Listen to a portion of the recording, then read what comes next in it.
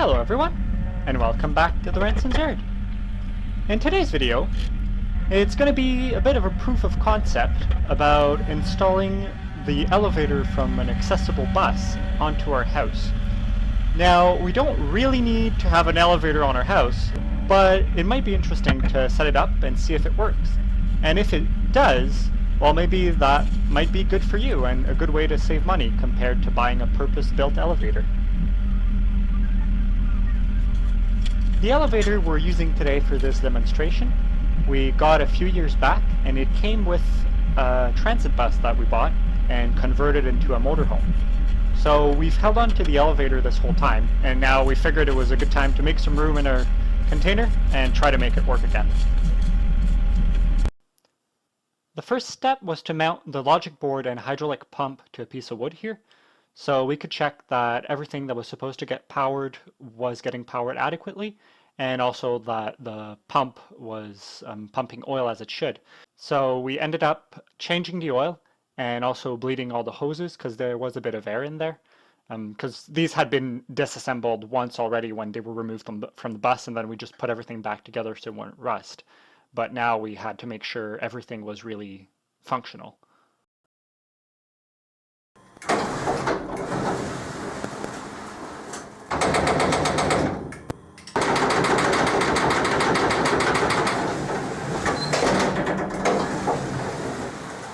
During our first attempt at extending the lift, we quickly realized that something was blocking its travel. So we had to open everything up and try to figure out what was happening. And the conclusion of that is that when we uninstalled it, and perhaps even when it was stored, we didn't do it quite properly. So it bent the bottom panel of sheet metal, and then that dent was interfering with the rolling mechanism. After vacuuming all the dust and sand from inside the enclosure, and with a bunch of lubrication, we were able to pull out the lift entirely. That way we had a clear view of the inside of the case and could work on repairing it. Ok, bah si on l'aide un petit peu. Tu veux que je l'essaye? Ouais.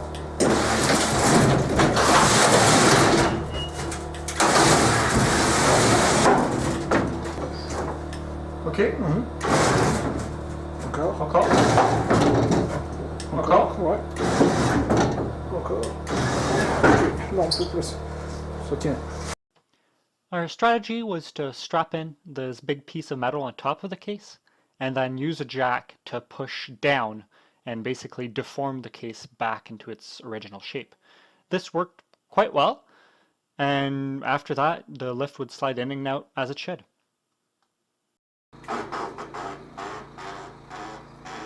The next step was to determine how much available vertical travel we had to work with. On a 6 pouces d'intérieur comme ça là? C'est ça.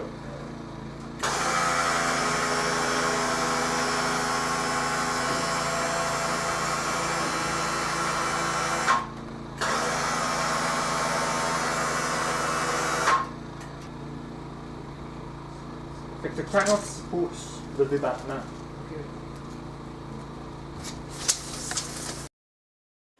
Okay, with everything back together and functional, and with our measurements in hand, we can cut out the hole in the side of our porch.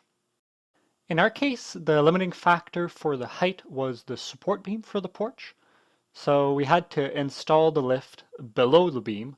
That's why we're making the hole basically on the lower half of that panel here. With the lift mocked up into position, we measured for the supports that you now see being installed.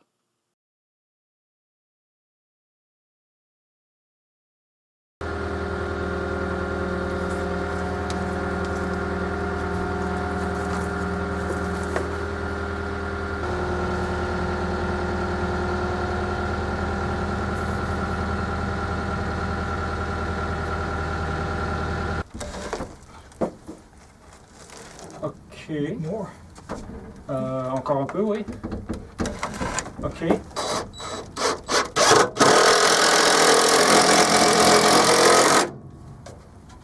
Super. Easy.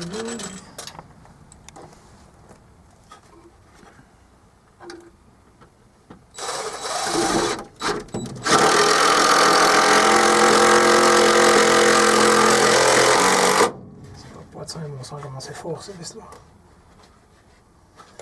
With everything fastened into position, the cable for the remote control was cut to length, and all the connections were shrink wrapped.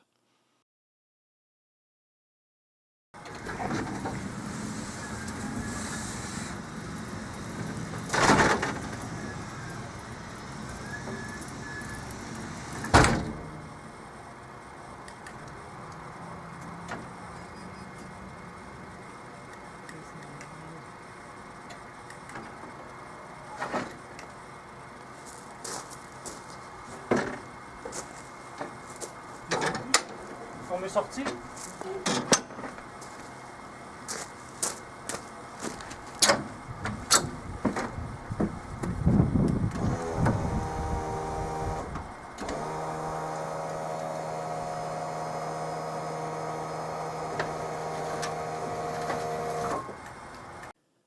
The final step was to adjust the limit switches on the lift. We adjusted the bottom switch so it would bottom out a bit sooner and allow the roll-on door to open, and we adjusted the top switch so it would allow the lift to go just a bit higher, as the way it was we were about 2 inches shy from the surface of the deck. The decision to remove the roll-off door was also made, and this allowed us to squeeze in the last few centimeters and get the platform exactly flush with the porch surface.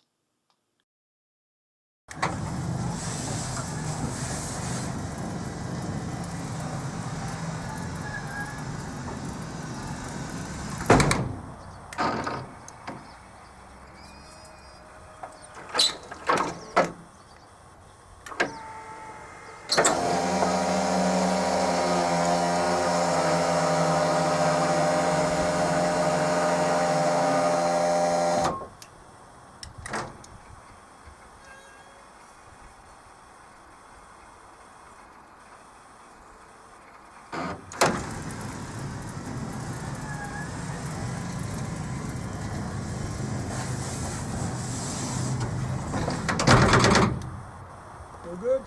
Ouais, Parfait. super.